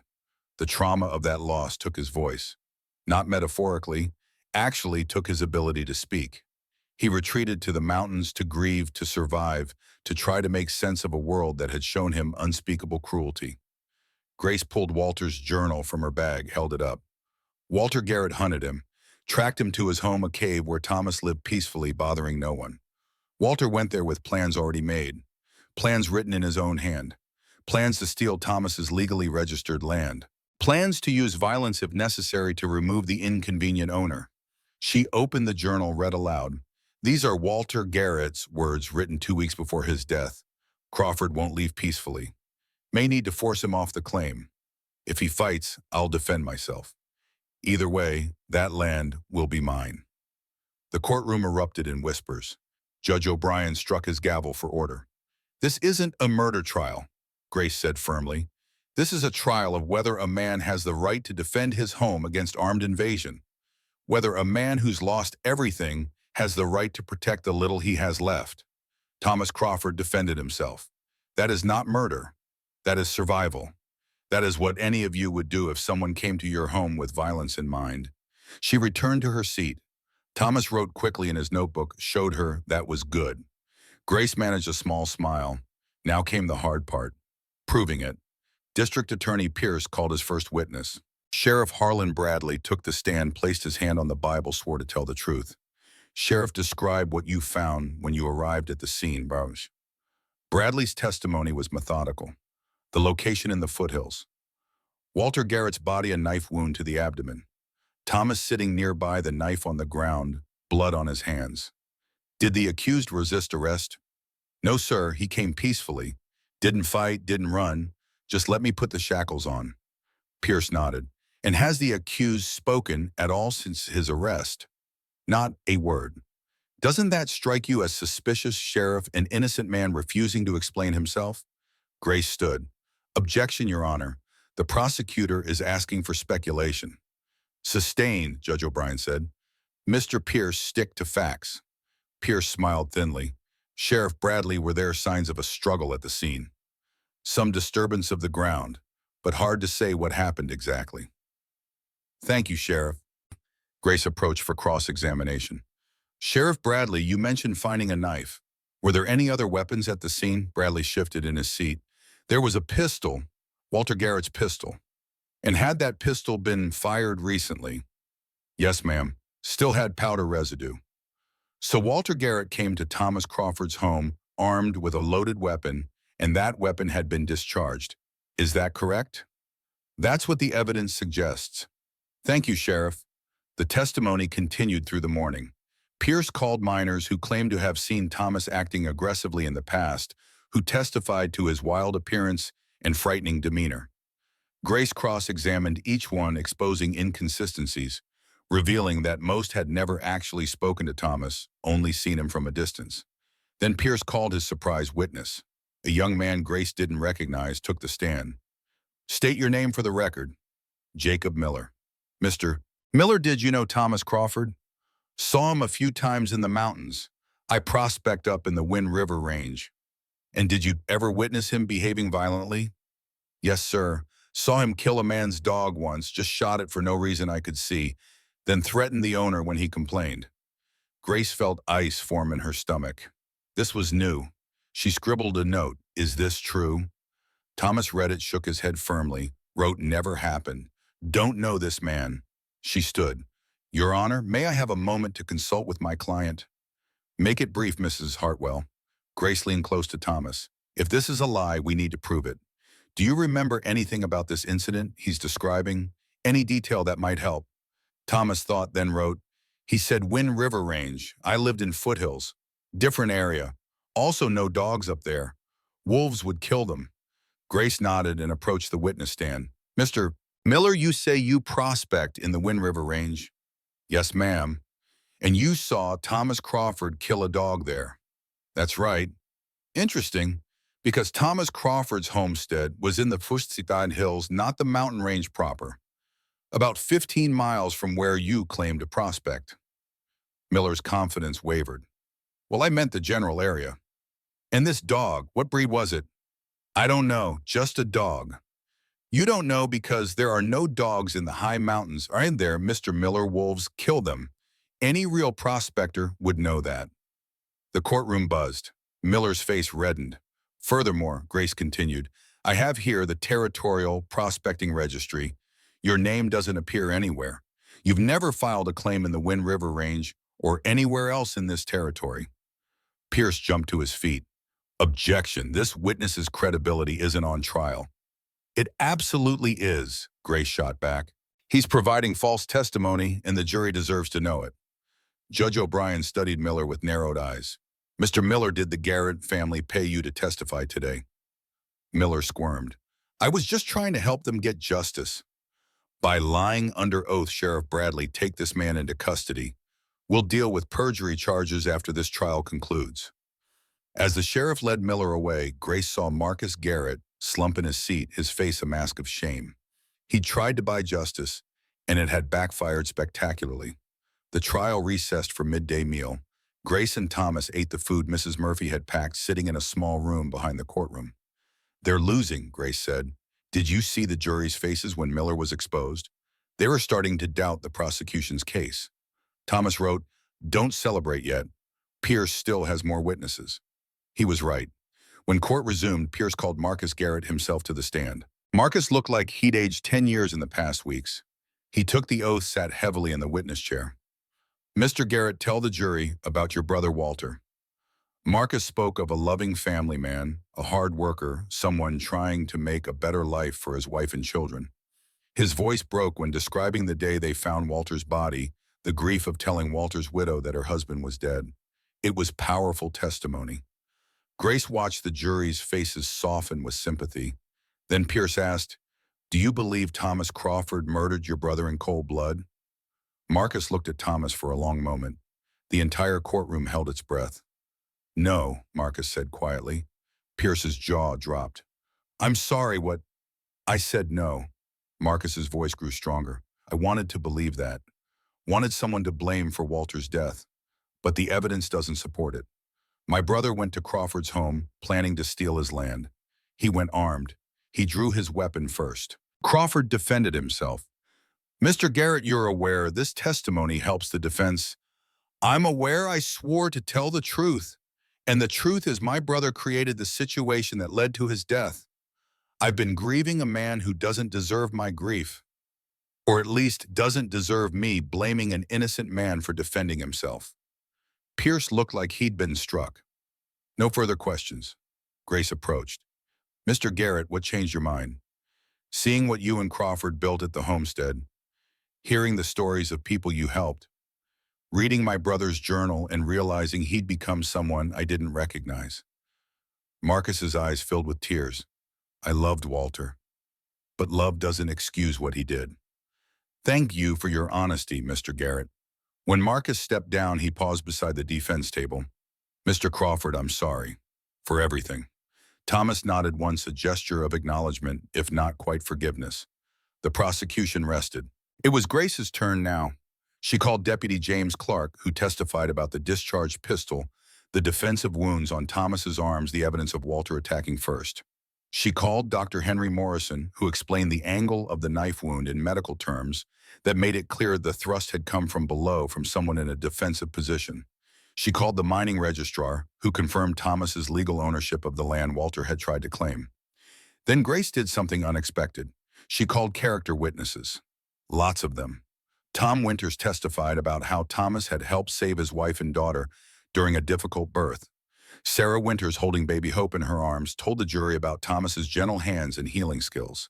Sam Fletcher, the miner, whose arm Thomas had splinted, showed the jury his recovered arm, explained how Thomas's quick action had saved it from amputation.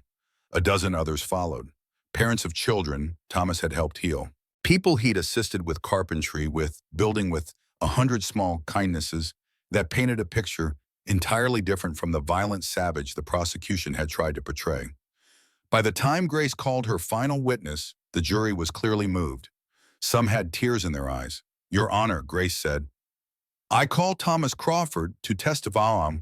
The courtroom erupted. Thomas looked at her in shock, wrote frantically, I can't speak, you know this. Trust me, Grace whispered. Thomas stood, slowly walked to the witness stand. Judge O'Brien looked uncertain. Mrs. Hartwell, how can he testify if he cannot speak? He'll show the jury what happened. Your Honor, a demonstration with Deputy Clark's assistance. The judge considered. Very well, but keep it brief. Grace had props brought in, a chair to represent the cave entrance, a stick to represent Walter's pistol. She narrated while Thomas and the deputy acted out the confrontation. Thomas Crawford was at his home, this cave where he'd lived peacefully for 5 years. Walter Garrett approached armed. Thomas showed the jury what happened next. Thomas demonstrated, Walter arriving, Thomas trying to gesture for him to leave, Walter drawing the pistol firing, Thomas diving, tackling Walter in desperation. The struggle for the gun, the knife thrust, a split-second decision in a fight for survival. It was powerful, visceral. The jury could see it happening, could understand the desperation, the lack of choice. When the demonstration ended, Grace handed Thomas a slate board. Thomas, I'm going to ask you questions. You can write your answers.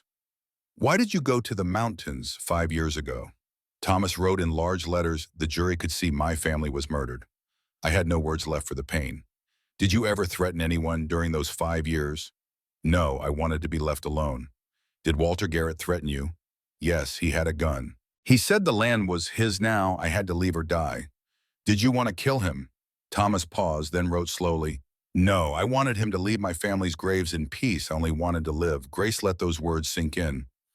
Then she asked her final question. Thomas, what have you learned in these months since Mrs. Hartwell secured your release? Thomas wrote, for a long time. When he held up the slate, his hand was shaking.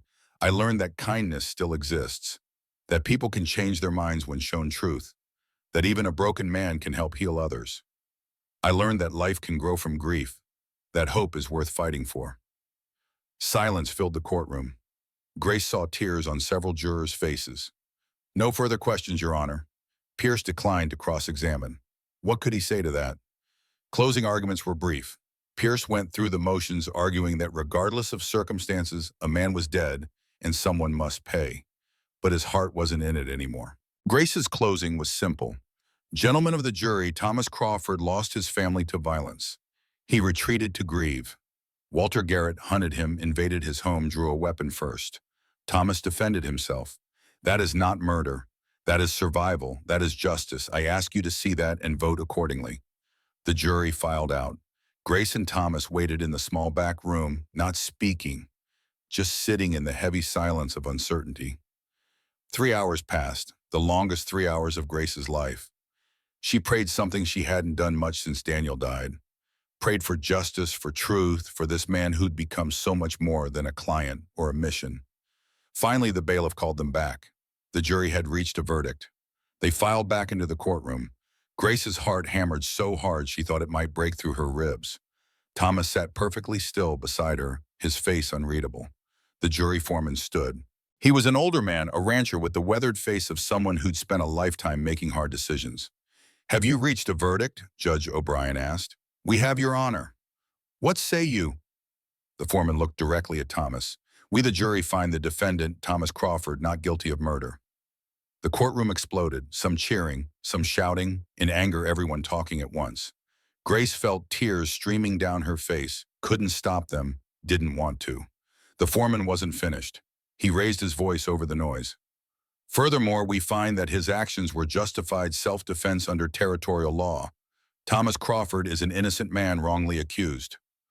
Judge O'Brien pounded his gavel until order was restored. Thomas Crawford, stand. Thomas rose, swaying slightly. Grace stood beside him, ready to catch him if he fell. Mr. Crawford, the jury has found you not guilty. You are a free man. All charges are dismissed. You may go with my apologies for what you've endured. Grace turned to Thomas, saw his face wet with tears. He didn't try to hide. He pulled out his notebook, wrote with shaking hands, "Thank you for everything." We did it together, Grace said. Then Marcus Garrett was there standing before Thomas. Mr. Crawford, I owe you an apology that words can't express. I wanted revenge for my brother, but revenge isn't justice. I'm sorry for what I put you through. Thomas looked at Marcus for a long moment. Then he extended his hand. Marcus took it, and they shook. Two men who'd been enemies, finding peace in truth. As they left the courthouse, people pressed close, some congratulating, some still hostile, but mostly just curious about this silent man who'd been found innocent. Mrs. Murphy was waiting with her wagon. "Get in, both of you. Let's get you home before the well-wishers crush you to death." Home. Grace realized that's exactly what the homestead had become. Not just a mission or a clinic, but home. The weeks after the trial passed in a blur of activity, word of Thomas's acquittal spread, and with it came a flood of support Grace hadn't expected. The town council of Fowl Ridge formally apologized, offered financial compensation. Thomas refused the money but accepted their help in expanding the clinic. Within days, men arrived with lumber tools materials. What had been a rough homestead began transforming into a proper medical facility. Dr. Morrison came to visit, brought his medical library. "I'm getting old, Mrs. Hartwell. These books will serve you better than gathering dust in my office. Consider them a gift." More patients arrived, some traveling days to reach them. Thomas assisted Grace with every case, his skills growing with each passing week. She began teaching him more complex techniques, and he absorbed everything like a man starved for knowledge. One evening in late November, Grace was organizing medicines when she heard voices outside. She stepped out to find a group of townspeople gathered in the yard. Sheriff Bradley stood at the front. "Mrs. Hartwell, Mr. Crawford, the town council has voted. We'd like to make this clinic official. Full territorial recognition, regular funding, support staff if you need it." Grace felt overwhelmed. "That's very generous." "It's earned," Bradley said. "You have proven this territory needs what you're building here. We'd be fools not to support it." After they left, Grace found Thomas sitting by the creek, staring at the water. "Are you all right?" she asked, settling beside him. He wrote, "Still can't believe it's real, that people see me as human again." "You never stopped being human, Thomas. Some people just couldn't see it." He was quiet for a long time, then wrote, "Grace, I need to tell you something." She waited, watching him struggle with whatever he was trying to express. "When I was in that cage, I wanted to die. Thought hanging would be mercy, end the pain, but you saw something in me I couldn't see in myself. You gave me reason to live. Thomas, these months working with you, building something good, helping people heal, I've remembered what it feels like to have purpose, to matter." He turned to face her fully, and Grace saw emotion raw in his gray eyes. "My wife, Sarah, she was good woman, good mother. I loved her deeply. But she's gone. 5 years gone. And I'm still here." Grace felt her heart start to race, understanding where this was going. Thomas pulled something from his pocket, a small box hand-carved from cedar. He opened it to reveal 2 rings forged from silver, simple and strong. He wrote, "I made these. Spent weeks getting them right. Grace Hartwell. I know I'm not much, can't speak properly, carry too much grief. But I've learned that life can grow from broken ground. That love doesn't diminish when shared." He knelt before her, still writing, "Will you marry me? Build life together. Heal people together. Grow old together." Grace looked at this man kneeling in the dirt, offering her everything he had. Thought about Daniel, about the life they'd had, about the grief she'd carried since his death. And she realized something profound. Loving Thomas didn't dishonor Daniel's memory. If anything, it honored the life Daniel had wanted for her, a life of purpose, partnership, healing. "Thomas," she said, her voice shaking, "when Daniel died, I thought I'd never love again. I dedicated myself to his memory, to serving others in his name." Thomas's face fell, started to rise. "Wait," Grace said, "let me finish. These months with you, I've learned that love doesn't diminish when we love again. It multiplies. Loving you doesn't mean I love Daniel less. It means I'm honoring the life he wanted me to live." She took the ring box from his hands, pulled out one of the silver bands. "Yes, Thomas Crawford, I'll marry you, build with you, heal with you, love you." Thomas didn't move for a long moment, like he couldn't believe what he'd heard. Then he did something that shocked Grace to her core. He spoke. Not the halting, rusty words of months ago, but clear and sure. "Grace Hartwell, I promise to honor you, protect you, and cherish you for all the days I have left." Grace felt tears spill over. "You spoke. Thomas, you spoke." He smiled, the first real smile she'd seen on his face. "For you, only thing worth finding my voice for." They sat by the creek as the sun set, holding hands, both rings now on their fingers. 2 people broken by loss, made whole by love. The wedding took place 2 weeks later in mid-December. Simple ceremony at the clinic, Judge O'Brien officiating. Tom and Sarah Winters stood as witnesses, baby Hope gurgling contentedly in her mother's arms. Mrs. Murphy had somehow procured a white dress, for Grace had pressed Thomas's suit until it looked nearly new. The clinic's main room was decorated with pine branches and winter berries, the whole space smelling of fresh wood and promise. Perhaps 50 people attended. Former patients, townspeople who'd come to respect them, even Marcus Garrett, who brought a gift of medical books that had belonged to Walter. I think my brother would have wanted these to serve a better purpose than gathering dust, Marcus said quietly. Thomas took the books, wrote, "Thank you. This means more than you know." Judge O'Brien stood before them, weathered face solemn. "Dearly beloved, we're gathered here to join this man and this woman in matrimony." The ceremony was brief but meaningful. When it came time for vows, Thomas spoke them clearly, his voice still rough with disuse but strong with conviction. "I, Thomas, take you, Grace, to be my wife, to honor, protect, and cherish, in sickness and health, for better or worse, till death parts us." Grace spoke her own vows through tears.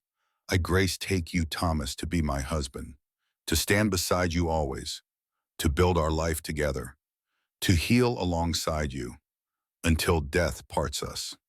Judge O'Brien smiled. "By the authority vested in me by the territory of Colorado, I pronounce you husband and wife. Thomas, you may kiss your bride." Thomas hesitated, suddenly shy. Then he gently cupped Grace's face in his scarred hands and kissed her. It was sweet and careful and full of promise. The gathering erupted in applause. Mrs. Murphy had somehow arranged for food, and what followed was a celebration that lasted into the evening. Music played on a fiddle someone brought, people danced, children ran between tables. Grace stood with Thomas, watching it all, his arm around her waist, her head on his shoulder. "Did you ever think," she asked, "when you were in that cage, did you ever imagine this?" Thomas pulled out the notebook he still carried, wrote, "No. Thought my life was over. Thought I'd die alone and broken. You gave me a future I didn't dare dream of." "We gave each other that," Grace corrected. As night fell and guests began departing, Tom Winters approached with Sarah and baby Hope. "Congratulations to you both," Tom said. "You know, in a few years, Hope here is going to ask about her name, about why we call her Hope. And I'm going to tell her about the two people who showed me what hope really means, that it's not just wishing for better, it's building better with your own hands."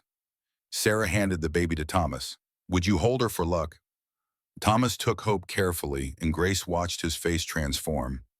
He looked down at the infant, and she saw him mouth words, "Hello, little one." It was the same greeting he'd given this baby the day she was born. But this time there was no grief shadowing the moment, just pure joy.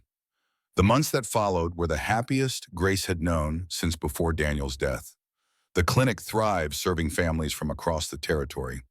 Thomas continued to work alongside her, his skills as a healer growing daily. He spoke more often now, though he'd never be a talkative man. His words were spare, carefully chosen, but when he spoke, people listened. In February, as Grace was tending to morning chores, she paused. She'd been feeling off for days now, a particular kind of exhaustion, a faint nausea that came and went. She knew. As a nurse, as a woman who'd helped deliver babies, she recognized the signs. She waited another week to be certain, then told Thomas one evening as they sat by their creek. "Thomas, I'm pregnant." He went utterly still. She saw fear flash across his face, the memory of losing Sarah in childbirth, still raw despite the years. "I'm scared too," Grace said. "But we have Dr. Morrison to help. We have knowledge. We have each other." Thomas pulled her close, and she felt him trembling. He whispered against her hair, "If I lost you." "You won't. We're going to meet our child together. And Thomas, I want to name her after both our pasts and our future." "Her," Grace smiled. "Call it instinct." When their daughter was born in November of 1874, the birth was difficult, but Grace survived. Thomas was there through all of it, holding her hand, his face wet with tears of fear and then joy. Dr. Morrison delivered the baby, placed her in Thomas's arms. "A healthy girl? Congratulations." Thomas looked down at his daughter, and Grace saw something final heal in him, the last shadow of grief giving way to pure hope. "What name?" he asked Grace, his voice thick with emotion. "Sarah Grace Crawford," Grace said. Sarah for your first wife, Grace for our new beginning. Thomas held his daughter close, spoke to her softly. Hello, little one. Your mother and I were going to teach you about love, about courage, about second chances. Thomas thought of Emma and James, the children he'd lost. He thought of how Sarah had named their daughter, honoring both his past and their future. And he whispered another promise. You'll know about your brother and sister, Emma and James. They're part of this family too. Grace heard him squeezed his hand, understanding the importance of remembering, of carrying forward the love that had been lost. Montana, late October 1917. Old Thomas Crawford finished his story. The fire had burned down to embers, and outside the window stars were beginning to appear in the darkening sky. William sat motionless, tears on his young face. Grandpa, I never knew. About the trial, about Mom's name, about Emma and James, about everything you survived. Thomas looked at his grandson, this boy, about to go to war. Your mother carried both legacies, grief and hope. Emma and James in her heart, Grace in her name. Just like you will carry our story. He handed William the knife, the one that had started this whole conversation. This blade took a life once, in defense, in desperation, in fear. But your grandmother taught me that the same hands that fight can also heal. The same strength that destroys can also protect. What if I have to kill in France? William asked quietly. What if I become like you were before, a grandma lost and silent and broken? Thomas gripped his grandson's shoulder. Then you find someone who sees the man you really are. Someone who trusts you when you can't trust yourself. Your grandmother was that person for me. You'll find yours. The door opened. Grace entered, now 80 years old, but still moving with purpose. Her hair was white, her face lined with age, but her eyes held the same fierce intelligence Thomas had fallen in love with 44 years ago. She still wore the silver ring he'd forged, now worn thin by decades but unbroken. Grace crossed to William, cupped his face in her weathered hands. Your grandfather was never a beast, despite what that town first thought. He was a man broken by unspeakable loss who found the strength to heal. You carry his blood, his strength, and his heart. You'll come home, William. I know you will. William embraced them both. I'll make you proud. You already do, Thomas said. Now go, face your war. Remember that courage isn't the absence of fear. It's acting rightly despite the fear. William left the next morning. Thomas and Grace stood on the porch of their ranch house, watching until he disappeared down the road. Do you think he'll be all right? Grace asked, leaning into Thomas's side. Thomas, his voice still occasionally halting after all these years, wrapped his arm around her. He has our story, our strength, our love. He'll be more than all right. When they stood together, looking out over the land they'd built together, the ranch house, the clinic in the distance, now a full hospital with 20 beds, the town of Hope Springs that had grown up around it, named for the baby who'd been the first life saved in their clinic. Do you ever think about it? Grace asked. About that day I found you in the cage. Thomas was quiet for a moment. Every day, think about how close I came to giving up, to letting them hang me just to end the pain. And now, he turned to face her, fully took both her hands in his scarred ones. Now I think about how you saw something in me I couldn't see in myself, how you gave me back my life, how we built something good from broken pieces. Grace smiled the same smile that had given him hope in his darkest hour. We built it together. Yes, Thomas agreed. Together. The sun set over the Montana mountains, painting the sky in shades of gold and red. Inside the house, photographs lined the walls. Thomas and Grace on their wedding day. Baby Sarah as she grew. And grandchildren and great-grandchildren. A life fully lived, a legacy of healing and hope. They'd started as strangers brought together by desperation. A widow seeking purpose, a broken man seeking death. They'd become partners, then friends, then lovers. They'd built a clinic that became a hospital, saved lives that numbered in the hundreds. But more than that, they'd saved each other. Thomas had learned that grief doesn't have to be the end, that a man can lose everything and still find reason to keep living, that silence can be broken by love and broken people can be made whole by purpose. Grace had learned that loving again doesn't dishonor the past, that strength comes in many forms, that sometimes the most unlikely people become the most important. And together they'd learned that hope is not just a feeling. It's a choice, a daily decision to build something good even when the world shows you darkness. to heal even when you're broken, to love even when you've lost. The legacy they left wasn't just the hospital or the town, it was in every person they'd taught to see past fear to truth. Every patient who'd learned that healing is possible. Every life that had been saved or changed by their work. It was in William carrying his grandfather's knife and his grandmother's faith into a war across the ocean. It was in the carved horse Thomas still carried, no longer a symbol of loss, but a reminder of what can be survived. It was in the silver rings they wore forged from raw metal into something beautiful and unbreakable. As darkness fell and stars emerged, Thomas and Grace went inside. Tomorrow would bring new challenges, new patience, new opportunities to do more good than harm. But tonight they had each other, and the peace of knowing their life together had mattered. They'd built sanctuary from broken ground, built hope from grief, built love from loss, and that they both knew was worth every hardship they'd endured. Grace settled into her chair by the fire.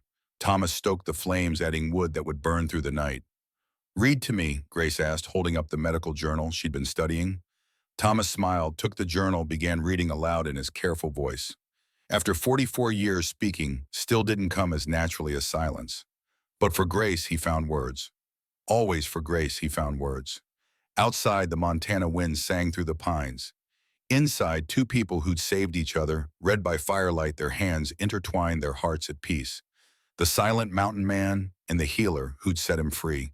The widow and the widower who'd found love in the least likely place. Together, they'd proven that redemption is real, that second chances exist, that broken people can build beautiful things, and that hope, real hope, is always worth fighting for. The fire crackled. The night deepened. And Thomas Crawford, who'd once wanted nothing more than to die alone in the mountains, held his wife's hand and knew he'd been given something precious beyond measure. Not just a second chance at life, but a life worth living, a legacy worth leaving, a love worth everything.